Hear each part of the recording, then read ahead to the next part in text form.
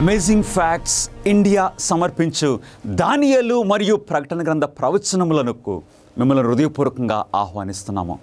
ఇది 12వ వర్తమానము. ఈరోజు మన అంశము 1000 శాంతియుత సంవత్సరములు. ఈ 1000 సంవత్సరములు ఏంటి? ఈ వర్తమానానికి సంబంధించిన బైబిల్ విషయములన్నీ కూడా ఈ పుస్తకంలో మీ కొరకు సిద్ధపరిచి ఉంచాము. ఇది మీరు ఉచితంగా పొందాలంటే ఆ స్క్రీన్ మీద ఉన్న నంబర్కి ఫోన్ చేయండి, లేక వెబ్సైట్ దర్శించండి. ఇది మీ చేతుల్లో ఉచితంగా మేము పంపించాలని, అందించాలని మేము ఆశపడుచు ఉన్నాము. ఈ ప్రాముఖ్యమైన అంశంలోనికి మనం వెళుచున్న ఈ టైంలో ప్రార్థన చేసుకుని వర్తమానాన్ని ప్రారంభించుకుందాం. మహాపరిశుద్ధుడైన మా తండ్రి, మాతో మాట్లాడమని మీ పాద సన్నిధిలో మనం చేసుకుంటున్నాము. పరిశుద్ధాత్మను మాకు బోధకునిగా అనుగ్రహించండి. మీ వాక్యంలోని ఈ లోతైన విషయములు గ్రహించినట్లు మా మనోనేత్రములు తెరవమని మా ప్రభువును మీ ప్రియకుమారుడైన నజరుడైన యేసు క్రీస్తు నామములో అడిగి వేడుకొంచున్నాం తండ్రి, ఆమెన్. 1000 శాంతియుత సంవత్సరములు. 2వ దినవృత్తాంతములు 36వ అధ్యాయములో ఒక పరిస్థితి దేవుని బిడ్డల జీవితంలో మనకు కనపడుతుంది. దేవుడు ఈ భూమిని సృష్టించినప్పుడు చాలా సుందరంగా, చాలా మంచిగా, పరిపూర్ణంగా దేవుడు సృష్టించారు. కానీ ఎప్పుడైతే పాపము ఈ భూమి మీద ప్రవేశించిందో, ఆదామవ్వలు పాపం చేశారో, ఆ పరిపూర్ణత, ఆ చక్కటి బ్యాలెన్స్ తప్పిపోయింది ప్రియులారా. ఆదామవ్వలు పాపం చేసినప్పుడు దేవుడు వారి పాపాన్ని బట్టి ఈ భూమి శపించబడి ఉన్నది. ఆదికాండము 3వ అధ్యాయము 19వ వచనంలో, నీ ముఖపు చెమట కార్చి ఆహారము తిందువు. ఈ భూమి శపింపబడింది. అంత మాత్రమే కాదు, అటు తర్వాత ఆదామవ్వలకి పుట్టిన కయీను, హేబేలు వారి జీవితంలో కయీను హేబేలును చంపివేశాడు. దుర్మార్గతలో కయీను నిలిచిపోయినప్పుడు ఈ భూమి మరొకసారి శపించబడింది. ఆదికాండము 4వ అధ్యాయము 12వ వచనములో, నీవు నేలను సేద్యపరిచినప్పుడు అది తన సారమును ఇక మీదట నీకియ్యదు. రెండవసారి ఈ భూమి శపింపబడింది. ఈ భూమి తన సారమును నీకు ఇయ్యదని దేవుని యొక్క వాక్యము సెలవిస్తున్నది. గమనిస్తున్నారా ప్రియులారా? ఈ భూమి ఎంత ఫలవంతమైన భూమి, ఎంత పరిపూర్ణంగా ఉండవలసిన ఈ భూమి ఏ విధంగా తన సారం తగ్గిపోయిందో మనం చూస్తూ ఉన్నాము. అటు తర్వాత ఇశ్రాయేలు ప్రజలు వారు కానాను దేశంలో వారు స్థిరపడిన తర్వాత దేవుడు వారికి ఒక విషయము తెలియజేశారు. ఏమనంటే, నిర్గమకాండము 23వ అధ్యాయము 10-11 వచనాల్లో, 6 సంవత్సరములు నీ భూమిని విత్తి దాని పంట కూర్చుకొనవలను, 7వ సంవత్సరమున దానిని బీడు విడవవలను. అప్పుడు నీ ప్రజలలోని బీదలు తినవచ్చును. దేవుడు ఏం ఉద్దేశించారు? దేవుని ప్రజలు వారు పంటలు నాటినప్పుడు 6 సంవత్సరాలు మీరు పండించుకోండి, 7వ సంవత్సరము దానిని బీడు విడవవలెను. ఎందుకు 7వ సంవత్సరం అలా విడిచిపెట్టాలని దేవుడు ఉద్దేశించారో తెలుసా? భూమి తన సారమును మరలా సంపాదించుకుంటుందని అది మొట్టమొదటి కారణము. తర్వాత రెండవ కారణము, ఒకవేళ మనకు మామిడి తోట ఉందనుకుందాం, 6 సంవత్సరాలు పంట మీరు తీసుకోండి, 7వ సంవత్సరం అలా విడిచిపెట్టేసేయండి. ఆ మామిడి చెట్లు కాయలు కాస్తాయి, అప్పుడు బీదలు వాటిని తింటారు, జంతువులు వాటిని తింటారు. అంటే దేవుని యొక్క ఎకానమీలో, దేవుని యొక్క పద్ధతిలో ఇక పేదలు అనేది ఉండకూడదని దేవుడు ఉద్దేశించి ఇలాంటి ప్రణాళికను ఏర్పాటు చేశారు. కానీ ఏమైంది? దేవుని ప్రజలు దేవునికి విధేయత చూపించలేదు. ఇశ్రాయేలు ప్రజలు ఇక అనేక సార్లు అవిధేయతలో ఇక ఆ భూమిని ప్రతి సంవత్సరం పండించుకోవటమే మనము వారి చరిత్రలో చూస్తూ ఉన్నాము. దేవుని మాటకు అవిధేయత చూపించారు. అందుగురించి దేవుడు ఏం చేశారో తెలుసా? 2వ దినవృత్తాంతంలో 36వ అధ్యాయము 19వ వచనములో, అదియుగాక కల్దీయులు దేవుని మందిరమును తగులబెట్టి యెరూషలేము ప్రాకారమును పడగొట్టి దాని యొక్క నగరులన్నింటినీ కాల్చివేశారు. ఏం జరిగింది? దేవుని ప్రజలు ఈ విధంగా కొనసాగుచూ ఉన్న ఈ పరిస్థితుల్లో దేవుడు బబులోనీయులను, కల్దీయులంటే బబులోనీయులను యెరూషలేము మీదకి పంపించారు. ఈ బబులోనీయులు యెరూషలేము మీదకి వచ్చి యెరూషలేమును ఓడించి యెరూషలేములోని దేవుని ప్రజలను చెరగా బబులోనికి తీసుకుని వెళ్ళిపోయారు. అంత మాత్రమే కాదు, ఈ బబులోనీయులు ఏం చేశారో తెలుసా? యెరూషలేములోని ప్రజలను చాలా రక్తపాతానికి యెరూషలేము గురైంది. యెరూషలేము ప్రాకారములను వారు పడగొట్టారు. యెరూషలేములో ఉన్న అతి సుందరమైన ఆ దేవాలయమును వారు అగ్నితో కాల్చివేశారు. గమనిస్తున్నారా ప్రియులరా? దేవుని వాక్యము మనకు సెలవిస్తుంది, ఖడ్గము చేత హతులు కాకుండా తప్పించుకున్న వారిని అతడు బబులోనునకు తీసుకుని పోయెను. విశ్రాంతి దినములను దేశము అనుభవించే వరకు ఇది సంభవించెను. దేశము పాడుగానున్న 70 సంవత్సరముల కాలము అది విశ్రాంతి దినములను అనుభవించెను. గమనిస్తున్నారా? 6 సంవత్సరాలు మీరు పండించుకుని 7వ సంవత్సరము బీడుగా విడిచిపెట్టేసేయండి. కానీ వారు వినలేదు కాబట్టి దేవుడు ఏం చేశారు? కల్దీయులను అనుమతించారు. కల్దీయులు వారిని ఓడించారు, చెరగా తీసుకుని వెళ్ళిపోయారు. ఇప్పుడు దేవుని ప్రజలు బబులోనులో 70 సంవత్సరములు చెరగా ఉన్న ఆ టైంలో భూమికి విశ్రాంతి సంభవించనని దేవుని వాక్యం సెలవిస్తుంది. ఒక్క విషయం మనం గమనించాలి, విశ్రాంతి అనేది కేవలము మానవులకు మాత్రమే కాదు, జంతువులకు మాత్రమే కాదు. దేవుడు 10 ఆజ్ఞల్లో ఇచ్చారు. భూమికి కూడా విశ్రాంతి అవసరమని దేవుని వాక్యం సెలవిస్తుంది. ఆ 70 సంవత్సరములో దేవుని ప్రజలు బబులోనులో ఉన్నప్పుడు ఇక్కడ భూమి బీడుగా ఉన్నది, యెరూషలేము నిర్మానుష్యంగా ఉన్నది. విశ్రాంతిని అనుభవించదని దేవుని వాక్యం సెలవిస్తుంది. ఎట్లాగైతే యెరూషలేము నిర్మానుష్యంగా బీడుగా 70 సంవత్సరములు ఉన్నదో, అదేవిధంగా ఈ భూమి అంతా కూడా మరొకసారి బీడుగా ఉండబోతుంది. అక్కడైతే యెరూషలేము ఒక లోకల్గా, కానీ బహు త్వరలో ఈ భూమి అంతా కూడా బీడుగా నిర్మానుష్యంగా పాడైపోయిన స్థితిలో ఉంటుందని దేవుని వాక్యము మనకు తెలియజేస్తుంది ప్రియులారా. యెరూషలేము అయితే 70 సంవత్సరములు నిర్మానుష్యంగా ఉంది, పాడైపోయిన స్థితిలో ఉంది. కానీ బైబిల్ తెలియజేస్తుంది ఏంటంటే 1000 సంవత్సరములు ఈ భూమి బీడుగా ఉండబోతుంది, నిర్మానుష్యంగా ఉండబోతుందని దేవుని వాక్యం సెలవిస్తుంది. ఆ 1000 సంవత్సరములు ఎప్పుడు ప్రారంభమవుతున్నాయో దేవుని వాక్యము మనకు తెలియజేస్తుంది. ఏ సంఘటనల ద్వారా 1000 సంవత్సరముల ఆరంభము మనము గుర్తించవచ్చును? ఏ సంఘటనల ద్వారా? ఈ 1000 సంవత్సరములు ఎప్పుడు ప్రారంభమవుతున్నాయో దేవుని వాక్యము మనకు తెలియజేస్తుంది. తెస్సలోనికీయులకు రాసిన మొదటి పత్రిక 4వ అధ్యాయము 16వ వచనములో, ఆర్భాటముతోనూ ప్రధాన దూత శబ్దముతోనూ దేవుని బూరతోనూ పరలోకము నుండి ప్రభువు దిగివచ్చును. అప్పుడు క్రీస్తునందు మృతులైన వారు మొదట లేతురు. ఈ 1000 సంవత్సరములు ఎప్పుడు ప్రారంభమవుతున్నాయి? మన ప్రభువైన యేసుక్రీస్తు వారి యొక్క రెండవ రాకడతో.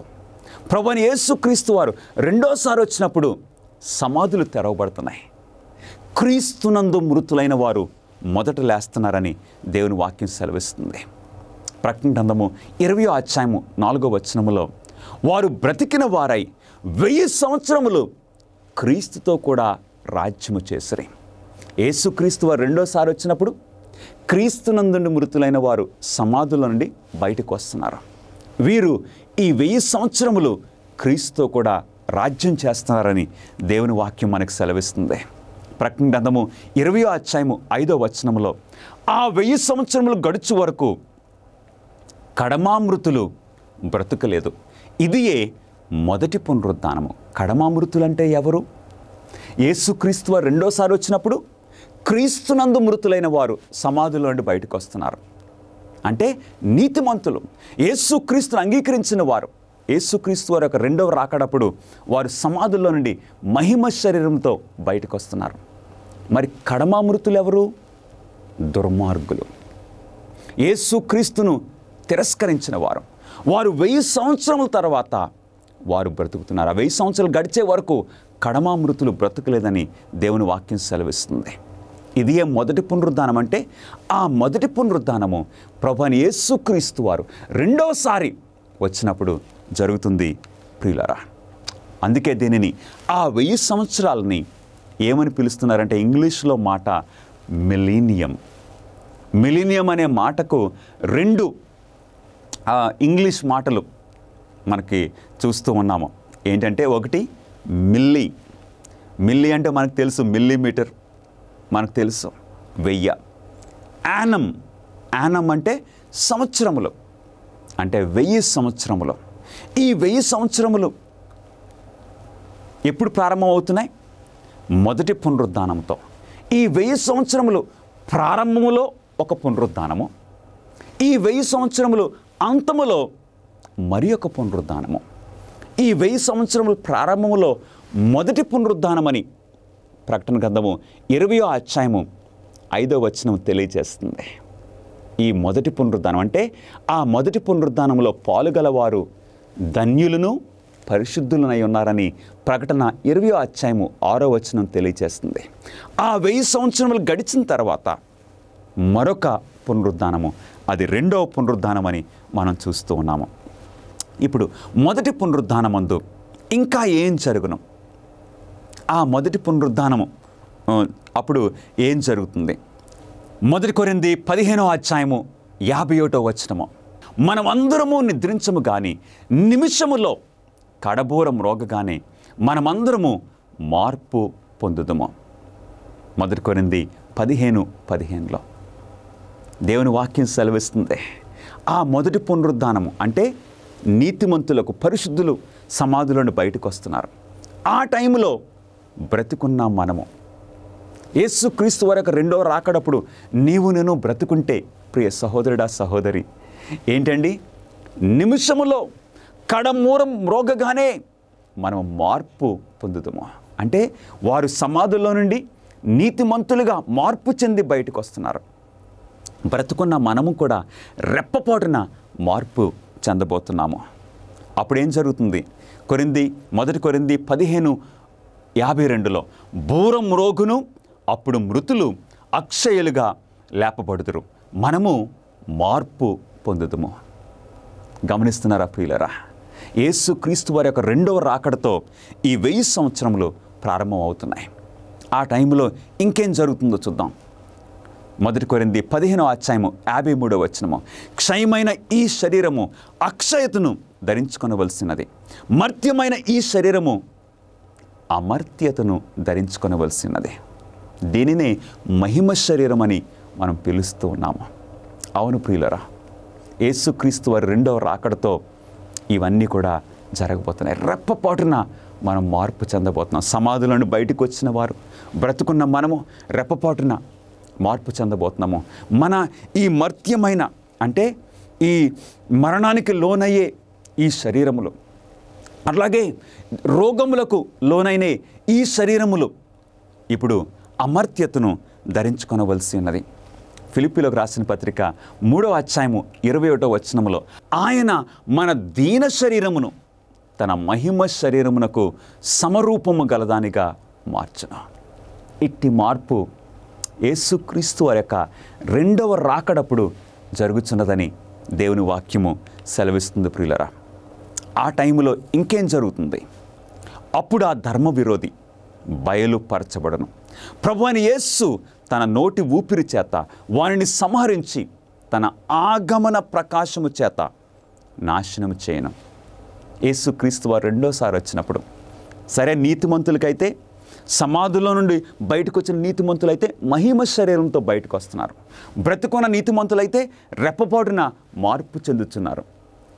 మరి యేసుక్రీస్తు వారి యొక్క రెండవ రాకడ సమయంలో దుర్మార్గులు ఉంటారు కదా, యేసుక్రీస్తును అంగీకరించిన వారు ఉంటారు కదా. ఆ దుర్మార్గుల సంగతి ఏంటి? దేవుని వాక్యం సెలవిస్తుంది. తెస్సలోనికీయులకు రాసిన 2వ పత్రిక 2వ అధ్యాయం 8వ వచనములో ఆ ధర్మ విరోధి, అవునండి, వీనినే కొంతమంది అబద్ధపు క్రీస్తు అని కూడా పిలుస్తారు. తర్వాత వారిని వెంబడించిన దుర్మార్గులు ఏం చేస్తారండి? ఆయన ఆగమన ప్రకాశమును వారు చూడలేకపోతారు. చూడలేక కొండల చాటుకి, బండల సందులకి పారిపోతారు. చివరికి ఆయన ఆగమన ప్రకాశము చేత వారు మరణిస్తారు, నాశనం చేయబడతారని దేవుని వాక్యం సెలవిస్తుంది. సరిగ్గా ఆ టైంలో యేసుక్రీస్తు వారి యొక్క రెండవ రాకడ సమయంలో ఇంకేం జరుగుతుంది ప్రకృతిలో? ప్రకటన గ్రంథం 16వ అధ్యాయం 18వ వచనంలో పెద్ద భూకంపము కలిగను. మనుషులు భూమి మీద పుట్టినది మొదలుకొని అట్టి మహా భూకంపము కలుగలేదు. అది అంత గొప్పది. యేసుక్రీస్తు వారి యొక్క రెండవ రాకడ ఆ టైంలో ఒక పెద్ద భూకంపము జరగబోతుంది. అవునండి, ఇప్పుడు మనము చూసే భూకంపములు ఒక రాష్ట్రము, లేక ఒక దేశము, లేక కొన్ని దేశములు, ఒక ఖండము, లేక కొన్ని ఖండములు. కానీ యేసుక్రీస్తు వారి రెండో రాకడప్పుడు జరిగే ఈ భూకంపము ఈ భూమి అంతటిని కూడా కదిలించేస్తుంది ప్రియులారా. ఎ మైటీ ఎర్త్క్వేక్, పెద్ద భూకంపం అని దేవుని వాక్యము సెలవిస్తున్నది. అంత మాత్రమే కాదు, ఆ టైంలో ఇంకేం జరుగుతుందో తెలుసండి? ప్రతి ద్వీపము పారిపోయాను, పర్వతములు కనబడకపోయాను, 5 మణుగుల బరువు గల పెద్ద వడగండ్లు ఆకాశము నుండి మనుషుల మీద పడెను. అంటే 5 మణుగులంటే 30 నుండి 35 కిలోల ఒక రాయి లాంటిది ఆకాశం అంతెత్తు నుండి పడితే ఇంకేమన్నా మనుషులు బ్రతకగలరా? ఈ బిల్డింగుల సంగతి ఏంటి గమనిస్తున్నారా ప్రియులారా? యేసుక్రీస్తు వారి యొక్క రెండవ రాకడ, ఎవరైతే యేసుక్రీస్తు వారిని అంగీకరించరో అట్టి వారికి అది చాలా భయంకరమైన దినము. ఆ టైంలో ప్రకటన గ్రంథము 1వ అధ్యాయము 20వ అధ్యాయము 1-2 వచనాలు యేసుక్రీస్తు వారి యొక్క రెండవ రాకడప్పుడు ఈ సంఘటనలన్నీ జరుగుతున్న ఆ పరిస్థితిలో ఇంకేం జరగబోతుందో తెలుసండి. నాతో పాటు బైబిల్ చదువుదాం.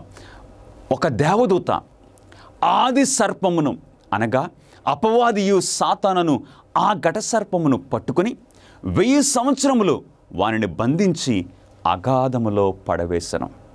యోహాను చూస్తున్నాడు దర్శనంలో. ప్రకటన 20వ అధ్యాయం 1వ వచనంలో ఒక ఆకాశం నుండి, ఒక పరలోకం నుండి ఒక దూత పెద్ద సంకెళ్ళు పట్టుకొని ఆ దూత ఈ భూమి మీదకి దిగి వస్తున్నారు. ఎవరిని పట్టుకోవడానికి? ఆ సంకెళ్ళతో ఎవరిని బంధించడానికి? ఎవరినో తెలుసా అండి? సాతానుడిని, అపవాదిని, ఈ మోసగాడిని, దేవుని మీద తిరుగుబాటు చేసిన ఈ శత్రువుని బంధించడానికి ఒక దేవదూత పరలోకం నుండి దిగువస్తున్నట్లు యోహాను చూశాడు. ఆ సాతానుని పట్టుకొని 1000 సంవత్సరములు వారిని బంధించి అగాధములో పడవేసనని దేవుని ఒక వాక్యము సెలవిస్తుంది. అగాధము అనగా ఏంటి? అగాధము అనే ఈ మాట గ్రీకు భాషలో అబుసోస్ అనే పదము నుండి వస్తుంది. అబుసోస్ అంటే ఏంటి? నిరాకారముగాను శూన్యముగాను. అంటే ఈ భూమి మీద, అంటే అగాధంలో పడవేయటం అంటే సాతానుడిని ఈ భూమి మీద బంధించబోతున్నారు ఆ పెద్ద సంకెళ్లతో. అంటే నిరాకారముగాను శూన్యముగాను ఉన్న ఈ భూమి మీద సాతానుడు బంధించబడతాడు. ప్రియులారా, లూకాసు వార్త 8వ అధ్యాయము 31వ వచనములో పాతాళము అంటే ఇంకొక మాట అగాధములోనికి పోవుటకు తమకు ఆజ్ఞాపింపవద్దని ఆయనను వేడుకొనెను. అక్కడ ఆ దెయ్యాలు అంటున్నాయి, మమ్మల్ని అగాధంలోకి పంపించొద్దు. ఎందుకంటే వారికి తెలుసు అగాధము ఒక టైం ఉన్నది. ఆ టైంలో దేవుడు వారిని అగాధంలోనికి పంపిస్తారని సాతాను యొక్క దూతలకి, దుష్ట దూతలకి తెలుసు. ప్రియులారా, 3వ ప్రశ్న, 2వ పునరుద్ధానములో ఎవరు లేపబడుదురు? ఇది ఎప్పుడు చోటు చేసుకొనును? ఎప్పుడు జరుగుతుంది ఈ 2వ పునరుద్ధానము? దేవుని వాక్యం సెలవిస్తుంది, సమాధులలో ఉన్న వారందరూ ఆయన శబ్దము విని మేలు చేసిన వారు జీవ పునరుద్ధానమునకును, కీడు చేసిన వారు తీర్పు పునరుద్ధానమునకును బయటకు వచ్చెదరు. మేలు చేసిన వారు జీవ పునరుద్ధానమునకును, కీడు చేసిన వారు తీర్పు పునరుద్ధానమునకును బయటకు వస్తారు. అంటే 2 పునరుద్ధానములు ఈ వాక్యంలో మనం చూస్తున్నాం. ఒకటి జీవ పునరుద్ధానము, మరొకటి తీర్పు పునరుద్ధానము. ఈ జీవ పునరుద్ధానాన్ని ప్రకటన రాసిన యోహాను మొదటి పునరుద్ధానం అని కూడా తెలియచేస్తున్నాడు. ఆ మొదటి పునరుద్ధానము ఈ 1000 సంవత్సరముల ప్రారంభంలో జరుగుతుంది. ఈ 1000 సంవత్సరముల అంతములో తీర్పు పునరుద్ధానము జరుగుతుందని దేవుని వాక్యం చూస్తుంది. ప్రకటన 20వ అధ్యాయము 5వ వచనము, ఆ 1000 సంవత్సరములు గడిచే వరకు కడమామృతులు బ్రతకలేదు. గమనిస్తున్నారా ప్రియులరా? అంటే దుర్మార్గులైన ఈ మృతులు లేక ఆ తీర్పు పునరుద్ధానము, ఎందుకంటే వారు కీడు చేసిన వారు, దుర్మార్గులు, వారు ఎప్పుడు లెగిస్తున్నారు? ఆ 1000 సంవత్సరములు గడుచు వరకు కడమామృతులు బ్రతకలేదు. 4వ ప్రశ్న, 1000 సంవత్సరాలను ప్రారంభించే వినాశనకరమైన భూకంపం మరియు వడగండ్ల తర్వాత భూమి ఏ స్థితిలో విడిచిపెట్టబడుతుంది? ఆ 1000 సంవత్సరములు ప్రారంభమైన తర్వాత ఆ 1000 సంవత్సరముల కాలములో భూమి ఏ స్థితిలో ఉంటుంది? ఆ 1000 సంవత్సరాల టైంలో భూమి పరిస్థితి ఏ విధంగా ఉంటుందో దేవుని వాక్యము మనం చూద్దామండి. ఈ భూమి ఆ 1000 సంవత్సరాల పరిస్థితి గురించి 2 ప్రవక్తలు, ప్రాముఖ్యంగా యెషయా ప్రవక్త, ఇర్మియా ప్రవక్త మనకు తెలియజేస్తున్నారు. యెషయా ప్రవక్త ఏమంటున్నారో చూద్దాం. యెషయా గ్రంథము 24వ అధ్యాయము 1వ వచనము, ఆలకించుడి, యెహోవా దేశమును వట్టిదిగా చేయుచున్నాడు, ఆయన దానిని పాడుగా చేసి కల్లోలపరుచుచున్నాడు, భూమి బొత్తిగా బద్దలైపోవచ్చున్నది. అంటే ఈ భూమిని వట్టిదిగా, ఖాళీగా చేస్తున్నారని యెషయా ప్రవక్త తెలియజేస్తున్నాడు. ఆ 1000 సంవత్సరముల కాలంలో ఈ భూమి ఎట్లా ఉంటుంది? ఖాళీగా, వట్టిదిగా. గమనిస్తున్నారా ప్రియులారా? ఇంకా ఇర్మియా ప్రవక్త కూడా ఈ విధంగా తెలియజేస్తున్నారు. ఇర్మియా గ్రంథము 4వ అధ్యాయము 23వ వచనములో, నేను భూమిని చూడగా అది నిరాకారముగాను శూన్యముగాను ఉండెను, ఆకాశము తట్టు చూడగా అచ్చట వెలుగు లేకపోయాను. ఆ 1000 సంవత్సరాల టైంలో ఈ భూమి ఖాళీగా, శూన్యంగా, ఒట్టిదిగా ఉండడం మాత్రమే కాదు, ఇంకేంటండి, ఈ భూమి వెలుగు లేదు, చీకటితో ఉంటుంది ఆ 1000 సంవత్సరముల టైం. అందుకే దానిని అగాధమని పిలుస్తూ ఉన్నారు. ఇంకా ఇర్మియా ప్రవక్త రాస్తూ ఉన్నాడు, పర్వతములను చూడగా అవి కంపించుచున్నవి, నేను చూడగా నరుడు ఒక్కడును లేకపోయాను, ఆకాశ పక్షులన్నీ ఎగిరిపోయి ఉండను. ఇప్పుడు చూద్దామండి, ఆ 1000 సంవత్సరముల టైంలో ఈ భూమి పరిస్థితి ఎలా ఉంటుంది? నిరాకారంగా ఉంటుంది, అంటే శూన్యంగా, ఖాళీగా ఉంటుంది. అంత మాత్రమే కాదు, చీకటితో నిండి ఉంటుంది. ఇంకా మనుషులెవ్వరూ కూడా ఈ భూమి మీద లేరు. పక్షులేమీ కూడా, జంతువులేమీ కూడా ఈ భూమి మీద లేదు. ఇర్మియా 4:26 ఫలవంతమైన భూమి ఎడారి ఆయను, అందులోని పట్టణములన్నీ యెహోవా కోపాగ్నికి నిలువలేక ఆయన ఎదుట ఉండకుండా పడగొట్టబడి ఉండెను. గమనిస్తున్నారా ప్రియులారా? ఈ భూమి యొక్క పరిస్థితి ఏ విధంగా ఉంటుంది? ఎడారిగా, వెలుగు లేకుండా, నిర్మానుష్యంగా, పక్షులు లేకుండా పాడైపోయిన స్థితిలో ఈ భూమి ఆ 1000 సంవత్సరముల టైంలో ఉండబోతుంది. ఇర్మియా గ్రంథము 25:33 ఆ దినమున యెహోవా చేత హతులైన వారు ఈ దిశ నుండి ఆ దేశము వరకు కనబడుతురు. ఎవరునూ వారిని గూర్చి అంగలార్చరు, వారిని సమకూర్చరు, పాతి పెట్టరు. యేసుక్రీస్తు వారి యొక్క రెండవ రాకడప్పుడు ఈ భూమి పరిస్థితి ఇంత ఘోరంగా ఉన్న ఆ స్థితిలో దుర్మార్గులు పారిపోయారు కదండి. యెహోవా ఆ ప్రకాశమును చూడలేక కొండ చాటుకు, బండ సందులకి పారిపోయారు. చూడండి, పారిపోయేవారు చనిపోయారు. వారి శవాల సంగతి ఏంటి? వారిని గురించి ఎవరు అంగలార్చరు, సమకూర్చరు, పాతి పెట్టరు. సో దుర్మార్గుల యొక్క శవాలన్నీ కూడా ఈ భూమి మీద ఆ పడిపోయిన, పాడైపోయిన స్థితిలో ఉంటుంది. ఆ 1000 సంవత్సరముల టైము, ఆ ఘోరమైన స్థితిలో ఎవరుంటారండి ఈ భూమి మీద? అపవాది యొక్క దూతలు, సాతానుడు ఈ భూమి మీద వారు బంధించబడి ఉంటారు. ప్రియులారా, విచ్ఛిన్నమైపోయినటువంటి ప్రపంచంలో దేవుని యొక్క ప్రణాళిక ప్రవచనాల ద్వారా మీరు తెలుసుకోవాలని కోరుతూ ఉన్నారా? ఆచరణాత్మకమైనటువంటి గొప్ప సవాళ్లను మీరు ఎదుర్కోవాలనుకుంటే మిమ్మల్ని ఉత్తేజపరుస్తున్నాం, ఉత్సాహపరుస్తున్నాం. అమేజింగ్ ఫ్యాక్ట్స్ వారు బైబిల్ చదువుకునేటువంటి గైడ్స్ మీ కొరకై 27 పుస్తకాలను మీకు అనుగ్రహిస్తున్నారు. అద్భుతమైనటువంటి గ్రాఫిక్స్ ద్వారా మీరు అర్థం చేసుకోవడానికి నేరుగా మీకు సమాధానం దయచేస్తూ ఉన్నారు. ప్రతి చదువుకునేటువంటి ఈ గైడ్ ద్వారా బైబిల్లో సరైన సమాధానం గ్రహించుకోగలరు. మీ జీవితంలోని ప్రాముఖ్యమైన ప్రశ్నలకు సమాధానం ఇస్తుంది. ఏ విధంగా మీరు సంబంధాన్ని పెంచుకోగలరు? ప్రభువైన యేసుక్రీస్తు వారు ఎప్పుడు రాబోతూ ఉన్నాడు? ఇంకా ఎన్నో విషయాలను తెలుసుకోవచ్చు. భవిష్యత్తులో ఈ యొక్క విలువైన విషయాన్ని కోల్పోకండి. మీ జీవితాన్ని రూపాంతరపరుస్తూ ఉన్నాయి అమేజింగ్ ఫ్యాక్ట్స్ వారు ఇచ్చేటువంటి బైబిల్ చదువుకునే పుస్తకం. ఇవి మీకు ఇంగ్లీష్ లోను, హిందీ, తమిళ్, తెలుగులో మీకు లభిస్తూ ఉన్నాయి. వేచి ఉండకండి, వెంటనే మీ యొక్క స్టడీ గైడ్స్ ను ఇప్పుడే ఆర్డర్ చేయండి. AFTV.in అనేటువంటి మా వెబ్సైట్ సంప్రదించి వెంటనే పొందండి. 1000 సంవత్సరాలలో పరిశుద్ధులు ఎక్కడ ఉంటారు? వారు ఏం చేస్తారు? ఈ 1000 సంవత్సరముల టైంలో భూమి అయితే ఇలాంటి పాడైపోయిన స్థితిలో, నిర్మానుష్యంగా, చీకటిలో ఉన్న ఆ పరిస్థితిలో మరి పరిశుద్ధులు ఎక్కడుంటారు? వారు ఏం చేస్తూ ఉంటారో దేవుని వాక్యము చక్కగా సెలవిస్తుంది. నేనుండు స్థలములో మీరును ఉండులాగున మరలా వచ్చి నా యొద్ద ఉండుటకు మిమ్మల్ని తీసుకొని పోవుదనని ప్రభువు సెలవిచ్చారు కదా. ఆ పరిశుద్ధులు యేసుక్రీస్తు వారి యొక్క రెండవ రాకడ తర్వాత ఇప్పుడు ఆ పరిశుద్ధులు పరలోక రాజ్యములో దేవునితో ఉంటారు. ప్రియులారా, యేసుక్రీస్తు వారితో ఉంటారు. ఎంత చక్కటి అనుభవము! యేసుక్రీస్తుతో ఆ 1000 సంవత్సరములు గడపటము ఎంత గొప్ప భాగ్యమో! అంత మాత్రము కాదు, ప్రకటన గ్రంథము 20:4 అంతటి సింహాసనములను చూచితిని, వాటి మీద ఆసీనులై ఉండు వారికి విమర్శ చేయుటకు అధికారం ఇవ్వబడను.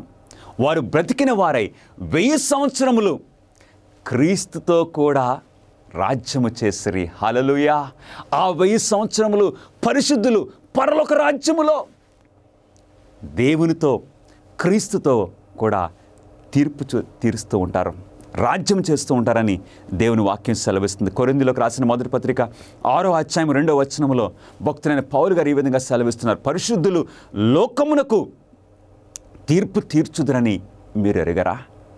అవును, దేవుని బిడ్డలంగా, క్రీస్తు రక్తంలో కడగబడిన వారంగా ఇప్పుడు ఆ 1000 సంవత్సరములు క్రీస్తుతో కూడా మనం రాజ్యం చేయబోతున్నాం. అలాంటి పరిస్థితికి నీవు సిద్ధపడుతున్నావా ప్రియ సహోదరుడా, సహోదరి? ఎంత గొప్ప విషయాలు దేవుని యొక్క వాక్యము మనకు బయలుపరుస్తుంది. 1 కొరింథీ 6వ అధ్యాయం 3వ వచనంలో మనము దేవదూతులకు తీర్పు తీర్చుదామని ఎరుగరా? దేవదూతులకు తీర్పు తీర్చబోతున్నాం, లోకానికి తీర్పు తీరుస్తాం. అంటే ఈ పాపలోకములో అనేక సార్లు యేసు క్రీస్తును నీవు అంగీకరించినందుకు నువ్వెంతో నిందను భరించుండొచ్చు, ఎన్నో విషయాలు నువ్వు పోగొట్టుకుని ఉండొచ్చు. కానీ దేవుని కొరకు, క్రీస్తు కొరకు, ఆయన రాజ్యంలో నిన్ను సింహాసనం మీద ఆయన కూర్చోబెట్టబోతున్నారు. నువ్వు లోకానికి తీర్పు తీర్చే వ్యక్తిగా ఎంత ఉన్నత స్థానము దేవుడు నీకు నాకు అనుగ్రహించబోతున్నారా? గమనిస్తున్నారా ప్రియులరా? బారన్ ఫాబియన్ వాన్ ష్లాబ్రెండార్ఫ్ అనే ఈ వ్యక్తి 2వ ప్రపంచ యుద్ధం అప్పుడు ఈ బారన్ అనే ఈయన ఒక మంచి సైనికుడు, చాలా తెలివైన వాడు. 2వ ప్రపంచ యుద్ధం అప్పుడు జర్మన్ దేశానికి చెందినవాడు, జర్మన్ సైన్యంలో జాయిన్ అయ్యాడు. ఆయన తెలివి తలాంతులను బట్టి త్వరగా ప్రమోషన్స్ చాలా వచ్చినవి. కానీ ఈ బారన్కి ఒక ఆలోచన ఉన్నది. ఈ ఐరోపా ఖండమంతా ఇక ఇదొక ప్రపంచ యుద్ధంగా వచ్చింది. ఇదేమో అడాల్ఫ్ హిట్లర్ ద్వారా ప్రారంభమైన ఈ యుద్ధము హిట్లర్కి కొంచెం మతి సరిగా లేదని ఈయనకు అనిపించింది. హిట్లర్ ఇంత రక్తపాతము, ఇంత ఆస్తి నష్టము ఇలా చేస్తున్నాడు అని ఈ బారన్ ఉద్దేశించి సరిగ్గా మార్చ్ నెల 13వ తేదీ 1943వ సంవత్సరంలో ఒకసారి హిట్లర్ ఇప్పుడు ఒక మిలిటరీని కొంచెం ఇన్స్పెక్ట్ చేయడానికి ఒక విమానంలో వచ్చినప్పుడు బారన్ అక్కడున్నాడు. ఈ బారన్ ఏం చేశాడంటే హిట్లర్ని చంపాలన్న ఉద్దేశంతో, ఎందుకంటే హిట్లర్ ఎందుకు ఇలాంటి పని చేస్తున్నాడు, హిట్లర్ యొక్క తీర్మానం వలన ఇదిగో ఈ ప్రపంచ యుద్ధం వచ్చింది, దాన్ని ఆప్ చేయాలన్న ఉద్దేశంతో ఈ బారన్ ఏం చేశాడో తెలుసా? హిట్లర్ ప్రయాణం చేయబోయే ఆ విమానంలో ఒక టైం బాంబ్ పెట్టాడు. కానీ ఆ టైం బాంబ్ హిట్లరు ఆ విమానంలో ప్రయాణం చేశారు, కానీ ఆ టైం బాంబ్ పేలలేదు. తర్వాత ఎవరు ఇది చేశారో బయటపడింది. ఇది బారన్ చేశాడు అని తెలిసినప్పుడు ఈ బారన్ని తీసుకుని వెళ్ళి చిత్రహింసలు పెట్టారు. ఆ చిత్రహింసలు పెట్టినప్పుడు ఈ బారన్ ఒక్క మాట కూడా మాట్లాడలేదు. తర్వాత ఈయన్ని తీసుకుని వెళ్ళి, ఈ బారన్ని తీసుకుని వెళ్ళి ఒక నాట్సీ కోర్టులో ఇప్పుడు ఆయనకు తీర్పు తీర్చడం మొదలుపెట్టారు. ఇక తీర్పు ఏంటి? ఫైనల్ డిసిషన్ ఇచ్చేశారు. తీసుకుని వెళ్ళి వెంటనే ఈయన చంపి పడేయాలని అన్నారు. ఇది యుద్ధ సమయం కాబట్టి ఇక వెంటనే చేయాలి అన్నారు. ఇప్పుడు వారు తీసుకుని వెళ్ళి బారన్ని షూట్ చేసి చంపేస్తారు. ఆ డిసిషన్ ఇవ్వగానే ఆ యుద్ధ సమయంలో ఒక బాంబ్ ఆ కోర్టు మీద పేలింది. పేలేసరికి అంతా ముక్కలు ముక్కలు చెత్త అయిపోయింది. అందులో ఉన్న వారందరూ చనిపోయారు, ఒక్కడు తప్ప. బ్రతికి బయటపడిన ఏకైక వ్యక్తి ఆ బాంబు పేలుడులో బారన్.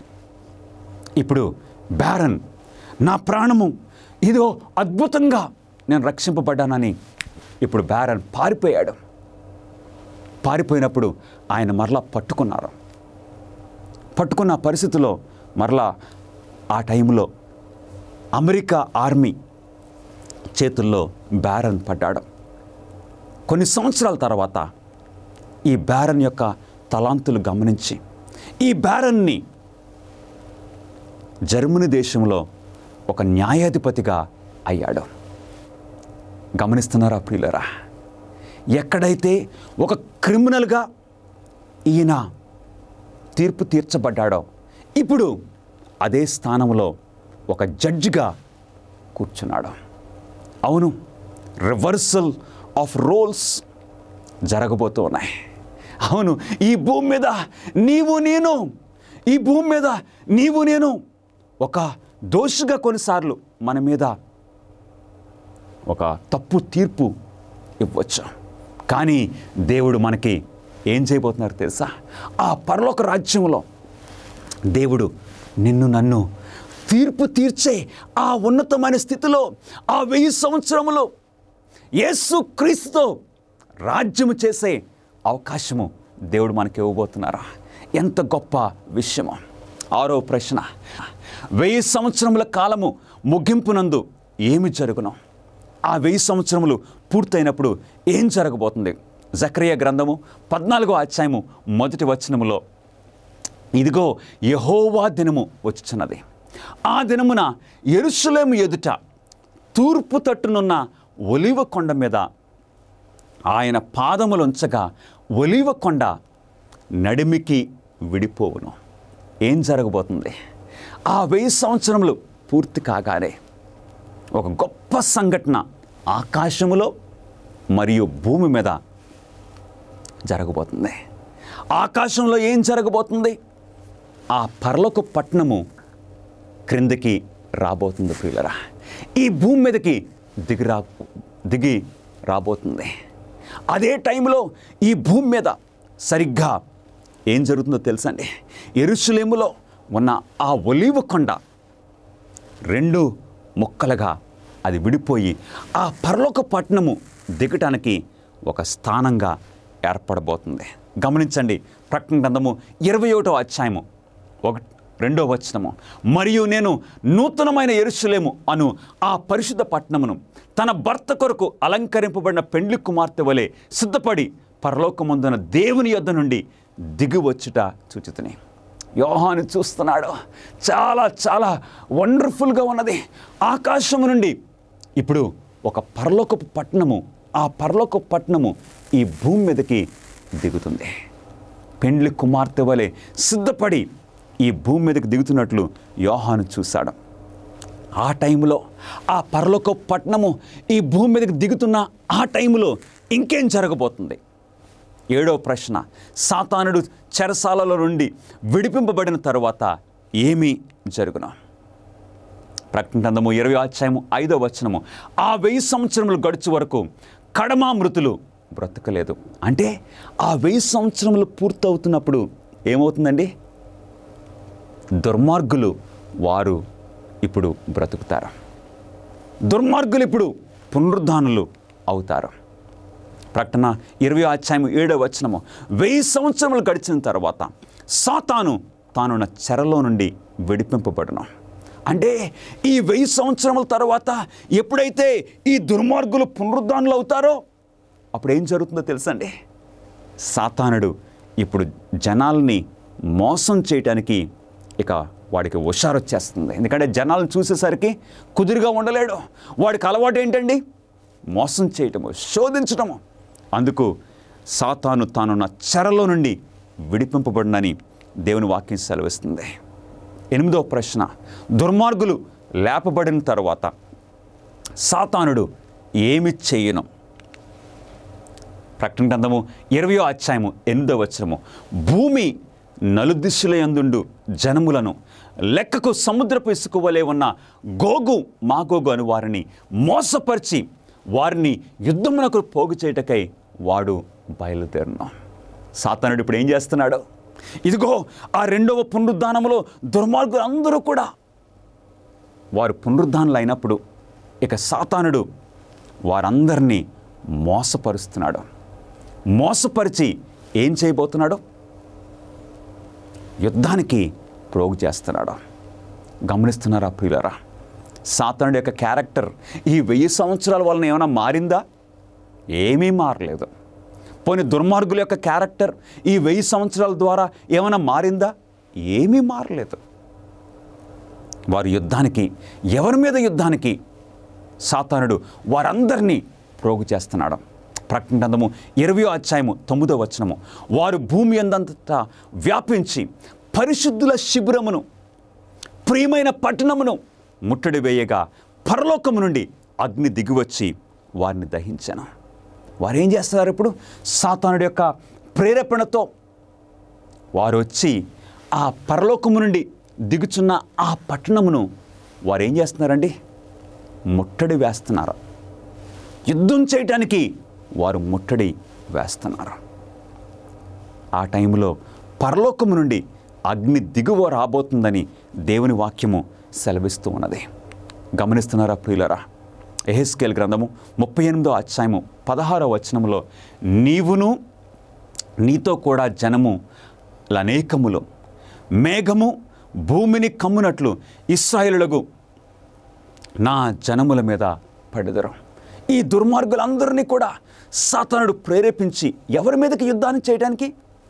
దేవుని మీద యుద్ధం చేయటానికి, దేవుని ప్రజలతో యుద్ధం చేయటానికి సాతానుడు వారందరినీ ప్రోగు చేస్తూ ఉన్నాడు. గమనిస్తున్నారా ప్రియులరా? ఇదే చివరి యుద్ధము. ఇదే యుద్ధాలకి యుద్ధం, చాలా ప్రాముఖ్యమైన యుద్ధం. ఎవరి మధ్యన జరగబోతుంది? దేవునికి సాతానుకు మధ్యన జరగబోతున్న ఈ యుద్ధానికి సాతానుడు ప్రజలందరినీ, ఈ దుర్మార్గులందరినీ ప్రోగు చేసినప్పుడు ఈ కీలక సమయంలో సమస్తమును ఏది నిలిపివేయను? ఆ టైంలో ఏం జరగబోతుంది? దేవుని యొక్క వాక్యం సెలవిస్తుంది. అందరం చదువుదాము. ప్రకటన గ్రంథము 20వ అధ్యాయము 11-12 వచనములో, మరియు ధవళమైన మహాసింహాసనమును దాని యందు ఆసీనుడై ఉన్న ఒకరిని చూచితిని. ఆ గ్రంథముల యందు వ్రాయబడి ఉన్న వాటిని బట్టి తమ క్రియల చొప్పున మృతులు తీర్పు పొందిదిరి. గమనిస్తున్నారా ప్రియులారా?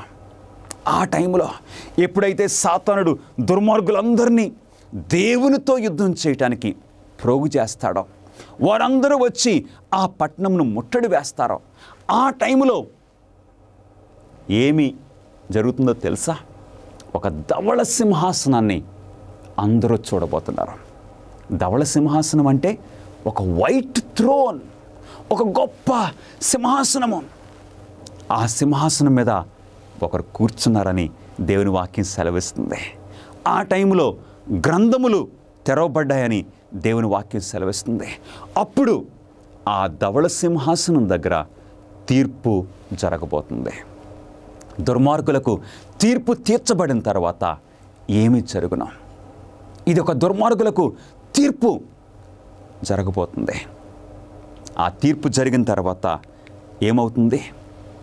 రోమీయులకు రాసిన పత్రిక 14వ అధ్యాయము 11వ వచనములో, నా తోడు ప్రతి మోకాలును నా ఎదుట వంగును, ప్రతి నాలుకయు దేవుని స్తుతించుచు ఆయన ప్రభు అని ఒప్పుకొనును అని ప్రభువు చెప్పుచున్నాడు.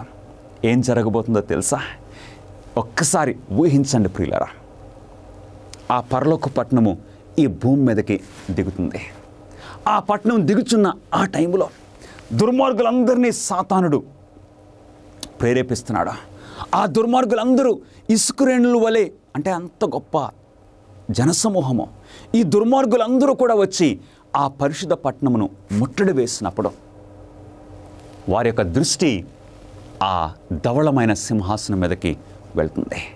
ఆ టైంలో గ్రంథములు తెరవబడుతున్నాయి. గ్రంథములు తెరవబడటం అంటే నిజంగా ఏంటో తెలుసా ప్రియులరా? ఆ టైంలో దుర్మార్గులేమో పట్టణము బయట ఉన్నారు, నీతిమంతులేమో పట్టణము లోపల ఉన్నారు. గ్రంథములు తెరవబడటం అంటే ఇక అందరికీ కూడా వారి యొక్క జీవితము జ్ఞాపకం రాబోతుంది. వారి జీవితంలో వారు చేసిన క్రియలు వారికి జ్ఞాపకం రాబోతున్నాయి. ఆ టైంలో దేవుని వాక్యం సెలవిస్తుంది, ప్రతి మోకాలు క్రీస్తు ఎదుట వంగిపోతుంది. ఎందుకు వంగిపోతుందో తెలుసా ప్రియ సహోదరుడా, సహోదరి? అవునండి, ఆ దేవుని యొక్క సింహాసనాన్ని, ఆ సింహాసనం మీద ఆసీనుడైన మన ప్రభుని యేసుక్రీస్తు వారిని చూసినప్పుడు వారికి జ్ఞాపకం కలుగుతుంది.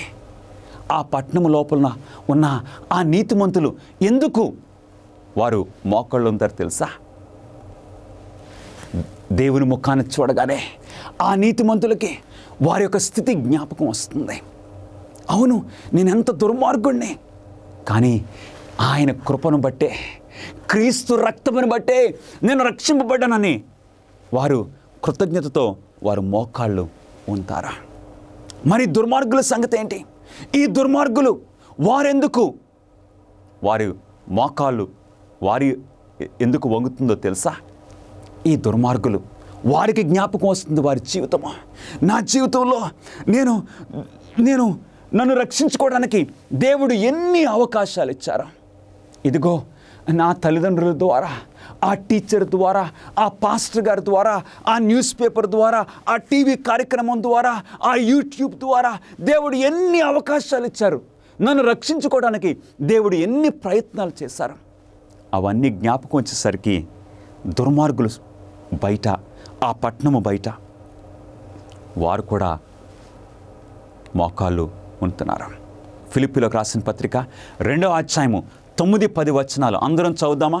పరలోకమందున్న వారిలో కానీ, భూమి మీద ఉన్న వారిలో కానీ, భూమి క్రింద ఉన్నవారిలో కానీ ప్రతి మోకాలును యేసు నామమున వంగునట్లు, ప్రతి నాలుకయు తండ్రి అయిన దేవుని మహిమార్థమై యేసు క్రీస్తు ప్రభువని ఒప్పుకొన్నట్లును దేవుడు ఆయనను అధికముగా హెచ్చించి ప్రతి నామమునకు పైనామమును ఆయనకు అనుగ్రహించను.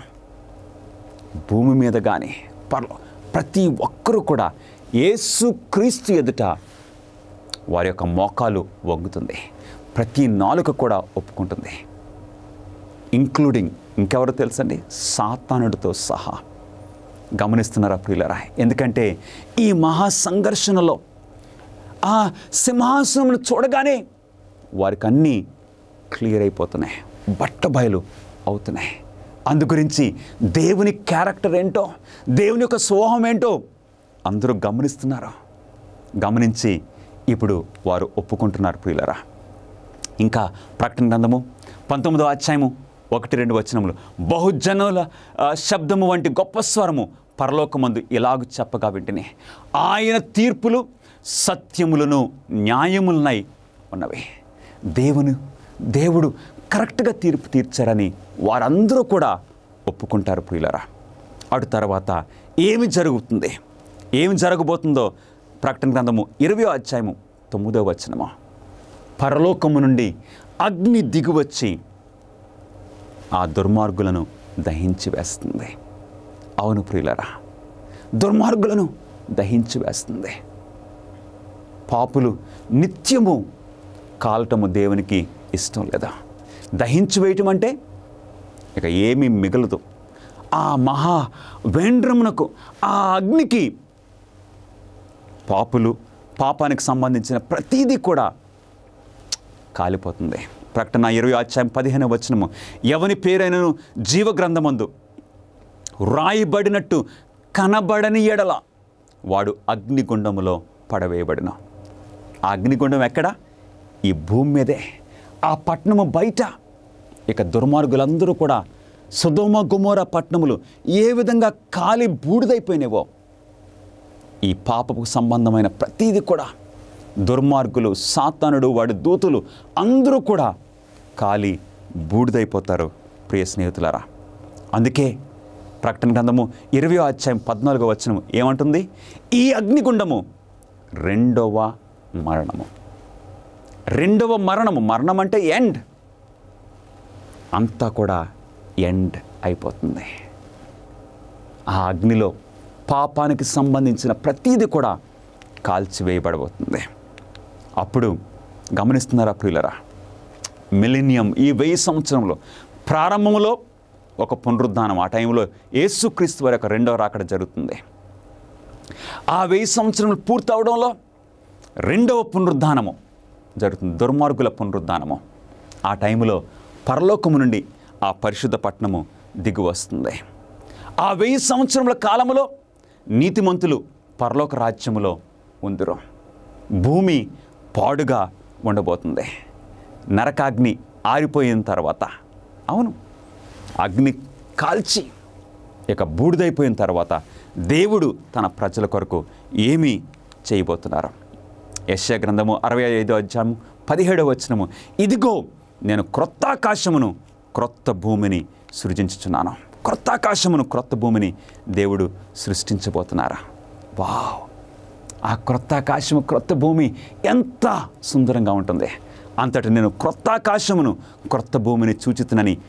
మొదటి ఆకాశమును మొదటి భూమియు ఏమైపోయిందండి? గతించిపోయాను. అవును, మొదటి ఆకాశం అంటే ఇప్పుడున్న ఈ అట్మాస్ఫియర్, ఈ భూమి పాపంతో నిండిపోయింది కాబట్టి గతించిపోయింది. 2 పేతురు 3:13 అయినను మనం ఆయన వాగ్దానమును బట్టి క్రొత్త ఆకాశముల కొరకును క్రొత్త భూమి కొరకును కనిపెట్టుచున్నాము, వాటి యందు నీతి నివసించును. ఎంత సంతోషకరమైన వార్త. దేవుడు మరియు నీతిమంతులు చివరికి ఎక్కడ నివసిస్తారు? ప్రకటన 21:3 ఇదిగో దేవుని నివాసము మనుషులతో కూడా ఉన్నది, ఆయన వారితో కాపురముండును. ఇక దేవుడు ఆయన ప్రజలతో ఉండబోతున్నారు. ఎంత సంతోషమో! తండ్రి కుమారులు, తండ్రి బిడ్డలు, కుటుంబం అంతా పరలోక కుటుంబం ఇప్పుడు ఈ భూమి మీద కుటుంబంతో ఐక్యం కాబోతుంది. అవును, మన విమోచకుణ్ణి, విమోచించిన మనము ముఖాముఖిగా చూడబోతున్నాము, ఆయనతో కలిసి జీవించబోతున్నాము. సాత్వికులు ధన్యులు, వారు భూలోకమును స్వతంత్రించుకొందరు. ఏ భూలోకము? దేవుడు సృష్టించిన క్రొత్త ఆకాశము క్రొత్త భూమిని వారు స్వతంత్రించుకొని ఇక నిత్యము, ఎందుకంటే పాపము అంతమైపోయింది, సాతానుడు లేడు, ఇక శోధనలు లేవు, అబద్ధములు, మోసములు, రోగములు, దుఃఖములు, మరణములు లేవు.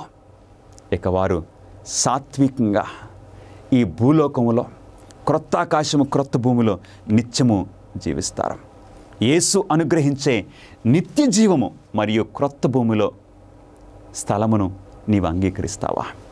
ఇవన్నీ ప్రభువైన యేసుక్రీస్తు వారు నీ కొరకు నా కొరకు ఏర్పాటు చేస్తున్నారు. అంగీకరించడానికి నీవు ఇష్టపడుతున్నావా?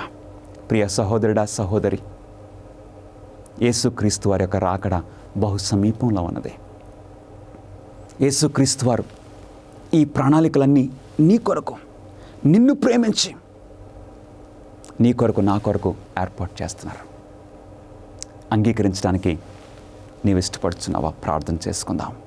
మహాపరిశుద్ధుడా, మీకే స్తుతులు, స్తోత్రములు, వందనములు, నమస్కారములు చెల్లించుకుంటున్నాము. ఇంత చక్కటి ప్రణాళికలో నీ తీర్పులు న్యాయములను సత్యములనై ఉన్నవని ప్రభు మేము ఒప్పుకుంటున్నాము. ఒక రోజున ప్రతి మోకాలు నీ ఎదుట వంగిపోతుంది, ప్రతి నాలుక యేసుక్రీస్తుని ఒప్పుకొనబోతుంది. మేమైతే ఆ టైంలో ప్రభా నీ రాజ్యములో ఆ పట్టణము లోపల ఉండాలని ఆశపడుచున్నాము. అట్టి భాగ్యం మాకు దయచేయమని మా ప్రభువును మీ ప్రియకుమారుడైన నజరుడైన యేసుక్రీస్తు నామములో అడిగి వేడుకొంచున్నాం తండ్రి, ఆమేన్.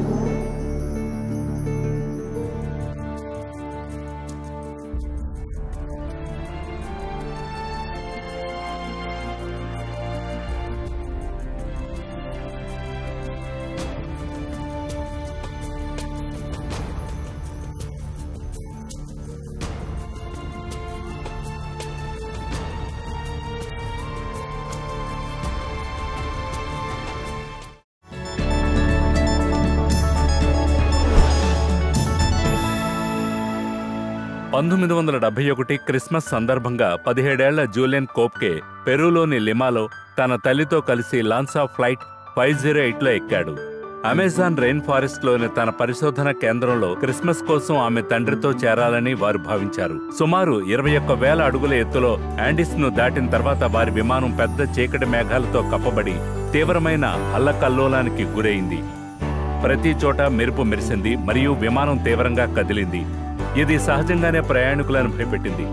అప్పుడు మెరుపు యొక్క బోల్ట్ విమానం యొక్క ఇంజిన్ని తాకి ఒక రెక్కను చీల్చివేసింది. విచారకరమైన విమానం భూమి వైపు అడ్డంకిగా మారినప్పుడు క్యాబిన్ వేరుగా వచ్చింది మరియు ఆమెకు తెలిసిన తదుపరి విషయం ఏంటంటే జూలియన్ వర్షారణ్యానికి 10,000 అడుగుల ఎత్తులో నుండి వరుస సీట్లకు ఒంటరిగా కట్టి పడిపోయి నిశ్శబ్దంగా తిరుగుతూ కనిపించింది.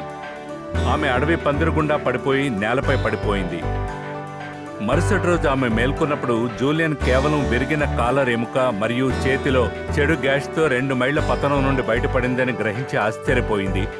ప్రాణాలతో బయటపడిన ఇతరులను కనుగొనడంలో విఫలమైన తర్వాత జూలియన్ తన తండ్రి నేర్పించిన దానిపై ఆధారపడింది. దిగువ నడక ఎల్లప్పుడూ నాగరికతకు దారి తీస్తుందని. కాబట్టి విమానం నుండి పడిపోయిన మిఠాయి సంచి మరియు ఒక చెప్పుతో ఆమె నడవడం ప్రారంభించింది. 10 రోజుల పాటు జూలియన్ దిగువ భాగంలో తేలుతూ, ఈత కొడుతూ లేదా తేలుతూ ఉండింది.